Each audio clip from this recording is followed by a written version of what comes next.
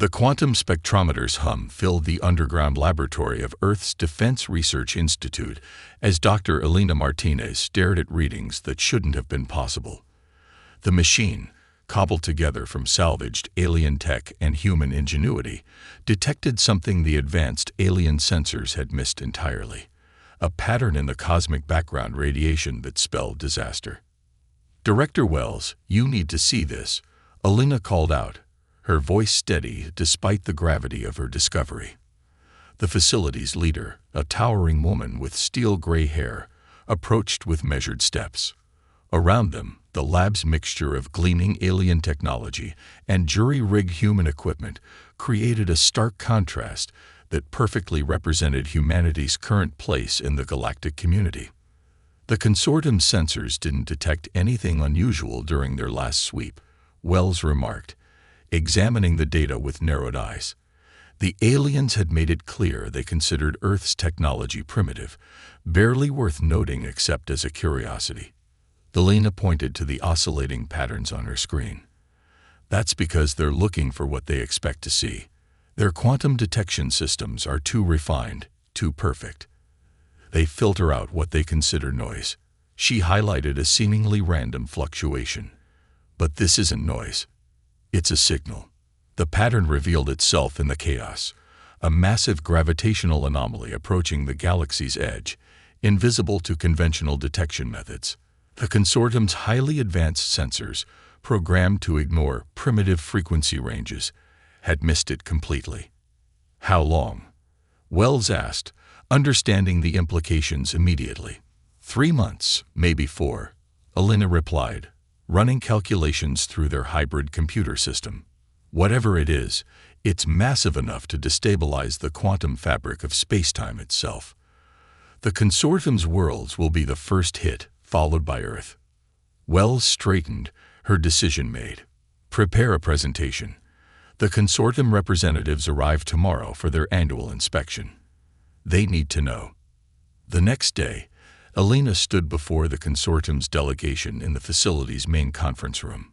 The aliens' biosuits gleamed with technology centuries beyond Earth's capabilities, their postures radiating barely concealed disdain. "Esteemed representatives," Elena began, her voice firm, "we've detected an approaching threat that your sensors have missed." The lead delegate, a tall crystalline being called First Observer Ixel, shifted slightly, the equivalent of an eye roll in their species. "Impossible." Ixel's translator rendered their harmonic response. "Our detection systems are perfected across millennium of development. Your primitive instruments must be malfunctioning." Elena projected her data onto the holographic display. "With respect, First Observer, it's precisely because of your system's perfection that you missed this. Sometimes you need an imperfect instrument to detect an imperfect threat." She walked them through the data, explaining how human technology's primitive nature allowed it to detect patterns in the quantum noise that the consortium's filtered systems ignored. The delegates' dismissive postures gradually shifted to concern as the evidence mounted. "If this is accurate," Ixel conceded reluctantly, "we face an unprecedented crisis." "But what do you propose? Your technology is centuries behind ours." Elena smiled slightly. "Sometimes, First Observer, the old ways work best. We've already begun developing a solution, combining your advanced quantum mechanics with what you call our primitive approach." She brought up another display, showing a hybrid defense system that merged consortium technology with human innovation. "We don't need to perfect the quantum field," she explained. "We need to work with its imperfections, guide them rather than eliminate them." The delegates conferred in their crystalline language, their tones shifting through harmonics that human ears couldn't fully process. Finally, Ixel turned back to Elena. "The consortium finds your evidence compelling," they admitted. "We will assign observers to your project. But understand, Dr. Martinez, if you're wrong about this threat, Earth's standing in the galactic community will be severely diminished." "And if I'm right?" Elena asked, meeting the crystalline being's gaze. "Then perhaps," Ixel replied, harmonics suggesting reluctant respect. We will need to reevaluate our definition of primitive. As the delegates filed out, Director Wells approached Alina. "You've just bet Earth's future on your theory," she said quietly. Alina watched the quantum spectrometer's steady rhythm, its imperfect human components working in harmony with salvaged alien tech. "No," she replied. "I've betted on humanity's greatest strength, our ability to see solutions where others see only chaos." The pattern on her screen pulsed steadily, counting down to either humanity's greatest triumph or its final mistake. They had 3 months to prove that sometimes the most advanced civilization isn't the one with the most sophisticated technology, but the one willing to think differently when faced with impossible odds. 2 weeks after the consortium's visit, the Defense Research Institute's underground facility had transformed into a hive of controlled chaos. Alien observers hovered at the edges of every laboratory, their crystalline forms reflecting the harsh lighting as they watched humans work with what they considered prehistoric equipment. Alina stood at her primary workstation, surrounded by holographic projections showing the approaching anomaly's path. Next to her, Dr. Marcus Wong, Earth's leading expert in theoretical physics, manipulated equations that bridged the gap between human intuition and alien mathematics. "They're watching us like we're some kind of primitive science experiment," Marcus muttered, glancing at their crystalline observers. "Did you see their faces, or whatever they have, when we brought out the analog equipment?" "Let them watch," Alina replied, adjusting a series of dials on what appeared to be outdated radio equipment modified with alien quantum components. "Their prejudices are our advantage. They're so convinced of their superiority that they can't see what we're really building." The primitive device on her workbench was actually the prototype for their defense system, a hybrid of human analog technology and reverse-engineered alien quantum systems. While the consortium's observers focused on what they saw as crude modifications, they missed the revolutionary integration happening beneath the surface. First observer Ixel materialized beside their workstation, their crystalline form humming with barely contained skepticism. "Dr. Martinez, our latest scans still detect no sign of this alleged anomaly. Perhaps your instruments require calibration." Alina straightened, hiding her frustration behind a professional smile. "First observer, would you agree that quantum mechanics teaches us that the act of observation can affect the outcome?" "Obviously." Ixel's harmonic tones suggested condescension. "This is elementary physics. Then consider this. What if your very method of observation is causing the threat to remain invisible to your sensors?" Alina brought up a new display, showing how the consortium's quantum detection systems actively stabilized spacetime around them. "You're so focused on perfecting your measurements that you're actually changing what you're trying to measure." Marcus stepped forward, pulling up his own calculations. "Your sensors create a kind of quantum certainty field, but this anomaly exists in a state of quantum uncertainty. By trying to measure it precisely, you're forcing it into a state where it appears not to exist." The crystalline being's surface flickered with colors that suggested both doubt and unwilling interest. "This defies established quantum theory." "No," Alina corrected gently. "It defies your established quantum theory. Human physics developed along a different path. We learned to work with uncertainty rather than trying to eliminate it." She activated their prototype, and the air around them filled with a soft, pulsing field that made the alien observers' crystalline forms vibrate uncomfortably. The holographic displays showed quantum fluctuations that had been invisible to consortium sensors. "Your technology tries to impose order on quantum chaos," Marcus explained. "Ours learns to dance with it." Director Wells entered the lab, accompanied by the full consortium delegation. "Show them," she ordered quietly. Alina nodded and expanded the field. The prototype hummed louder, and suddenly the lab's quantum displays exploded with data. The approaching anomaly, invisible to the consortium's perfect sensors, appeared in all its terrifying clarity. The alien observers' crystalline forms vibrated with alarm frequencies. The anomaly was larger than even Alina's initial calculations had suggested. a massive quantum storm that would tear apart the very fabric of space-time, starting with the most technologically advanced systems. The consortium's quantum networks would be the first to fall, Elena explained, her voice grave. Your perfectly ordered systems would shatter under the quantum chaos. Earth's more flexible technology might survive longer, but eventually, the storm would consume everything. How? First observer Ixel demanded, their harmonics sharp with distress. How did you detect this when our sensors could not? Elena gestured to their hybrid device. Because sometimes you need an imperfect tool to detect an imperfect threat. Human technology isn't as advanced as yours, but it's more adaptable. We learned to work with quantum uncertainty because we had no choice. We couldn't perfect it like you did. The lab fell silent except for the steady pulse of their prototype. The consortium delegates conferred in rapid harmonics, their crystalline forms reflecting patterns of agitation and fear. Finally, Ixel turned back to Elena. The consortium acknowledges the validity of your detection, they announced formally. We request immediate access to your defensive technologies. With respect, first observer, Elena replied carefully, our technology isn't ready to be handed over. It requires human operators who understand how to work with quantum uncertainty. We're not offering you our technology. We're offering you our partnership. The crystalline being's surface rippled with colors suggesting both offense and desperation. You dare place conditions on aid during a crisis. Director Wells stepped forward. We dare to ensure the aid will be effective. First observer, Dr. Martinez's team doesn't just operate this technology. They understand it in ways your scientists cannot. Not yet. Anyway. The quantum displays continued to show the approaching storm, its chaotic patterns growing more intense.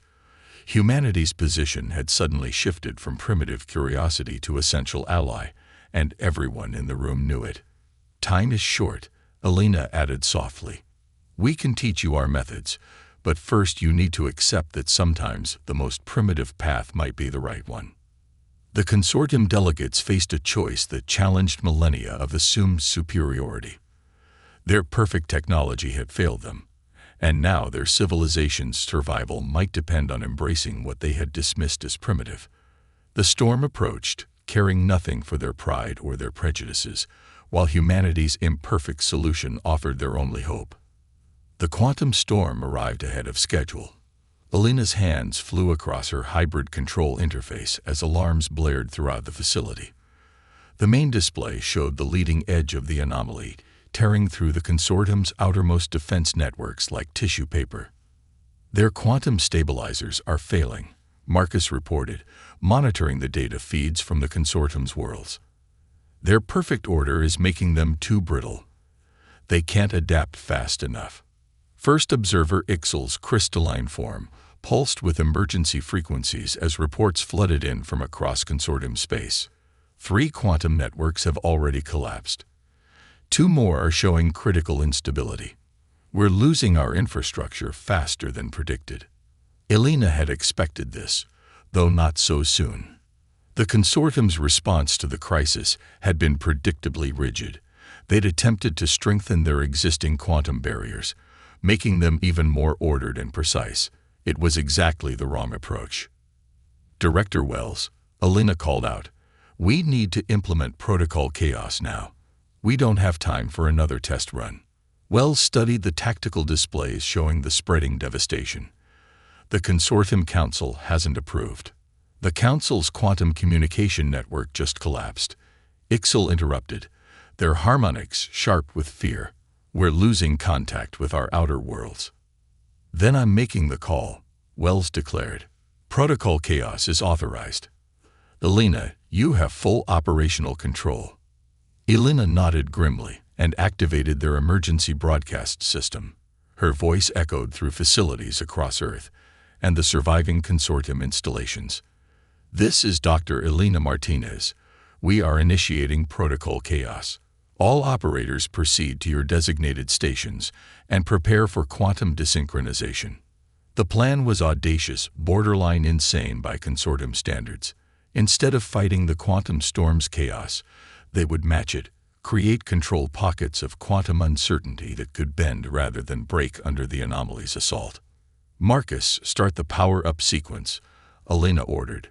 Begin with the Earth facilities first, then link to any consortium stations still online. She turned to Ixal. We need your people to shut down their quantum stabilizers. All of them. The crystalline being's surface rippled with alarm. That would leave our worlds completely vulnerable to quantum fluctuations. Our entire civilization is built on quantum stability. Your civilization will be destroyed if those stabilizers stay online, Elena countered. The storm isn't just disrupting quantum fields, it's feeding on ordered quantum states. The more you try to maintain perfect stability, the more power you're giving it. Across the facility, human technicians worked alongside their alien counterparts, teaching them to operate the hybrid systems that might save their worlds. The humans' experience with imperfect technology, their instinctive understanding of working with rather than against quantum uncertainty, had become their greatest asset. First wave approaching Earth's defense perimeter, Marcus announced. The main screen showed the quantum storm's chaotic patterns bearing down on their planet. Elena took a deep breath and activated their hybrid defense grid. Unlike the consortium's rigid quantum barriers, Earth's shields were deliberately unstable, fluctuating in patterns that mimicked the storm itself. The principle was similar to how ancient sailors would ride out a storm rather than fighting against it. Quantum desynchronization fields at 60% and holding, she reported. Marcus, how are the outer stations responding? Those that implemented our protocols are holding, he replied. The ones still using consortium standard defenses. He shook his head. The tactical display told the story. Points of light representing consortium installations were winking out one by one. Ixal watched in horror as their civilization's mighty quantum networks crumbled. We're losing everything. Centuries of progress, undone by chaos. Not everything, Elena corrected, highlighting the stations that had adopted Earth's approach. Look at the facilities using our hybrid systems. They're bending, adapting, but holding. The quantum storm raged around Earth's defense perimeter. Elena's instruments showed their shields fluctuating wildly, but the deliberate instability prevented them from shattering. They were riding the quantum waves rather than trying to stand against them. We need to expand the desynchronization field, Elena announced. If we can create enough pockets of controlled chaos, we might be able to break up the storm's coherence. She turned to Ixal. But we'll need your remaining quantum generators. We'll have to modify them, make them more primitive. The crystalline being's surface showed patterns of deep internal conflict. Everything in their nature, their entire technological philosophy, rejected the idea of deliberately introducing imperfection into their systems. But the evidence was undeniable. Earth's primitive approach was working while the consortium's perfect technology failed. Tell us what you need, Ixal finally responded, their harmonics suggesting resignation mixed with desperate hope. The consortium will follow humanity's lead in this. Elena allowed herself a small smile as she brought up the modification plans. First lesson in human-style crisis management. Sometimes you have to break something perfectly good to make it work even better. The facility hummed with activity as humans and aliens worked together, deliberately downgrading some of the most advanced technology in the galaxy to create something new. A defense system that embraced chaos instead of fighting it. The quantum storm still raged, but for the first time since it appeared, they had a real chance of survival. Ready for Phase 2, Elena announced, her hand steady on the controls despite the weight of two civilizations' futures resting on her decisions. Let's show this storm what happens when you underestimate humanity's talent for controlled chaos. The Defense Research Institute's main control room had become a symphony of organized chaos. Holographic displays showed the quantum storm's path through space, now dotted with growing islands of stability, areas where Elena's hybrid defense system had managed to create sustainable pockets of controlled uncertainty. Remarkable. First observer Ixal commented, their crystalline form reflecting the swift movements of human technicians. Your people are deliberately introducing random variables into the quantum field. By all our understanding, this should be making the situation worse. Elena monitored the readings as another wave of quantum disruption approached. That's because you are still thinking in terms of control. We're not trying to control the quantum chaos. We're trying to dance with it. Marcus called out from his station, "Elena, look at this." He highlighted a section of the quantum field where their modified consortium generators were creating what he called quantum eddies, swirling patterns of controlled instability that actually seemed to be weakening the storm. "It's like a controlled burn to fight a forest fire," Elena explained to the bewildered consortium observers. "We're creating our own chaos to disrupt the storm's coherence. The more unpredictable we make our defense, the less power the storm has over it." Director Wells studied the tactical displays with intense focus. The storm is still advancing, but it's losing strength where it encounters our chaos fields. How long can we maintain this? "That's the beautiful part," Elena replied, bringing up new data streams. "The system is self-sustaining. Every time the storm hits one of our quantum eddies, it actually adds energy to our defense network. We're using its own chaos against it." But victory wasn't assured yet. A sudden surge in the quantum readings caused alarms to blare throughout the facility. The storm had adapted, its patterns shifting to match their defensive chaos. "It's learning," Marcus announced, his voice tense. "The quantum fluctuations are synchronizing with our randomization patterns. We need to become even more unpredictable." Elena's mind raced. They needed something completely random, something no computer could predict. Then it hit her. "The human element," she whispered. Then louder, "Quick, get me every available operator. We're going to manually modulate the quantum fields." Ixal's form vibrated with alarm. "Manual control? That's impossible. The quantum calculations alone would take." "We're not going to calculate," Elena interrupted. "We're going to feel it. Humans are naturally chaotic systems. Our thoughts, our movements, even our neural patterns. We'll use that." The plan was unprecedented. They quickly modified the control interfaces, linking them directly to human operators who would adjust the quantum fields based on instinct rather than computation. It was exactly the kind of primitive solution that the consortium had always dismissed. "Everyone, close your eyes," Elena instructed the human operators. "Don't think about the mathematics. Don't try to predict the patterns. Just feel the rhythm of the quantum field and respond to it. Like music, like dance, like the ocean's waves." The effect was immediate and stunning. The quantum displays erupted with patterns that no computer could have generated, patterns that mirrored the beautiful chaos of human consciousness itself. The storm's advance slowed, then began to fragment as it encountered these truly unpredictable defenses. "Impossible," Ixal whispered, their crystalline surface showing patterns of deep amazement. "You're not just fighting the chaos. You're becoming part of it." Elena smiled as she guided her own section of the quantum field, letting her intuition lead rather than her analytical mind. "That's humanity's greatest strength, first observer. We've always been part of the chaos. We just needed to remember how to use it."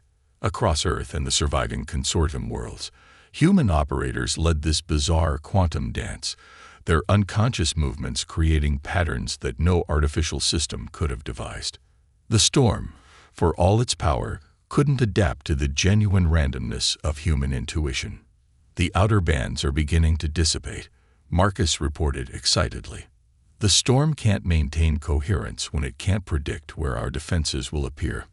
Director Wells watched as the tactical displays showed the quantum storm breaking apart, its fearsome power scattering into harmless background radiation. "We did it," she breathed. "We actually did it." But Elena's expression remained focused. "We did more than save ourselves," she said, studying the quantum readings with growing excitement. "Look at these patterns. The interaction between our chaos fields and the storm. It's creating something new."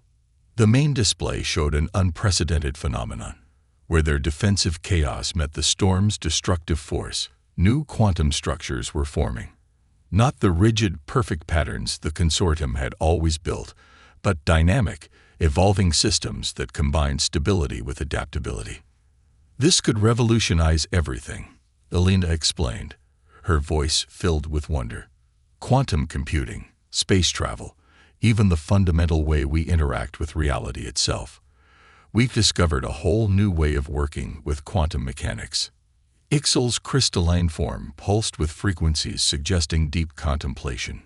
By embracing imperfection, you've achieved something our perfect systems never could. Perhaps it is time for the consortium to redefine its understanding of advancement. 1 month after the quantum storm's dissolution, the Defense Research Institute hosted an unprecedented gathering.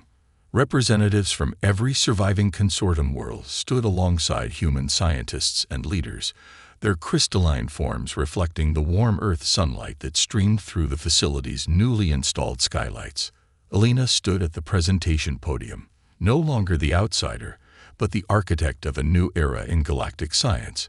The hybrid quantum interface she developed now served as the foundation for a revolutionary approach to space-time manipulation. The quantum storm forced us to question everything we thought we knew about advanced technology, she began, addressing the assembled dignitaries. But more importantly, it taught us that true advancement isn't about achieving perfection. It's about embracing adaptation. Behind her, the main display showed the new quantum architecture they'd developed, a beautiful fusion of consortium precision and human chaos. Marcus stepped forward, highlighting the key innovations. We call it dynamic quantum integration, he explained. Instead of trying to impose perfect order on quantum systems, we create controlled uncertainty states that can adapt to any disruption. It's like having an immune system for reality itself. First observer Ixel, now bearing the new title of Integration Commissioner, moved to join them. Their crystalline form had been modified with the new hybrid technology, showing swirling patterns that would have been considered horrifyingly chaotic just months ago. The consortium spent millennia pursuing perfect quantum stability. Ixel's harmonics carried tones of humility mixed with excitement. We thought we were advancing, but we were actually limiting ourselves. Humanity's primitive approach has opened doors we never knew existed. The evidence was undeniable.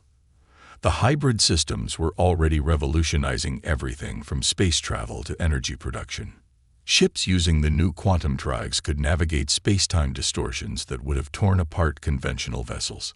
Power plants incorporating controlled chaos produced energy with unprecedented efficiency. Director Wells stepped forward, her presence commanding attention. But the technology itself isn't the most important outcome of this crisis. The real breakthrough is in understanding that different perspectives, different approaches, even seemingly primitive ones, have value. Elena nodded, bringing up new displays showing joint human consortium research projects already underway. We're not just sharing technology anymore, she explained. We're sharing ways of thinking. The consortium's precision combined with human adaptability and intuition, it's creating possibilities neither of our civilizations imagined. The quantum interfaces throughout the facility hummed with a new harmony, the controlled chaos of human input blending seamlessly with consortium precision. Where there had once been rigid barriers between ordered and chaotic systems, there was now a dynamic dance of possibilities. The quantum storm was just the beginning, Elena continued. As we expand our understanding of controlled chaos, we're discovering that the universe itself operates on principles closer to human intuition than perfect mathematics. Every seeming flaw, every imperfection, is actually a doorway to new discoveries. She gestured to the gathered representatives. This is humanity's gift to the galaxy, not advanced technology or perfect systems, but the understanding that imperfection itself can be a source of strength. Our greatest weakness turned out to be our greatest advantage. Ixel's form resonated with frequencies of agreement. The consortium hereby formally recognizes Earth not as an emerging civilization, but as full partners in galactic development. Your primitive insights have advanced our understanding of reality itself. The announcement triggered a wave of appreciative harmonics from the consortium representatives and applause from the humans present. But Elena's attention was drawn to the quantum display, where the hybrid systems were showing new, unexpected patterns. "Look," she said, highlighting the readings. "The quantum field is still evolving. Every time human intuition interfaces with consortium technology, new possibilities emerge. We haven't just survived a crisis. We've started a revolution in how life forms across the galaxy will interact with reality itself." Director Wells smiled. "And to think it all started because some advanced civilizations made the mistake of underestimating humanity's potential. A mistake we won't repeat," Ixel added, their harmonics carrying tones of both amusement and respect. "Though perhaps mistake is the wrong word. After all, we've learned that imperfection often leads to the most perfect solutions." As the gathering continued, Elena watched humans and aliens working together at the hybrid interfaces, each bringing their unique perspectives to the challenges of understanding the universe. The quantum storm had threatened to destroy everything, but instead, it had forced them to discover something far more valuable than perfect technology: the power of embracing chaos, imperfection, and the beautiful uncertainty that made life itself possible. The future stretched before them, not as a perfectly ordered path, but as a sea of endless possibilities. And humanity, once dismissed as primitive, now stood ready to help guide the galaxy into this new age of dynamic discovery, where the combination of precision and chaos would unlock the true potential of all civilizations.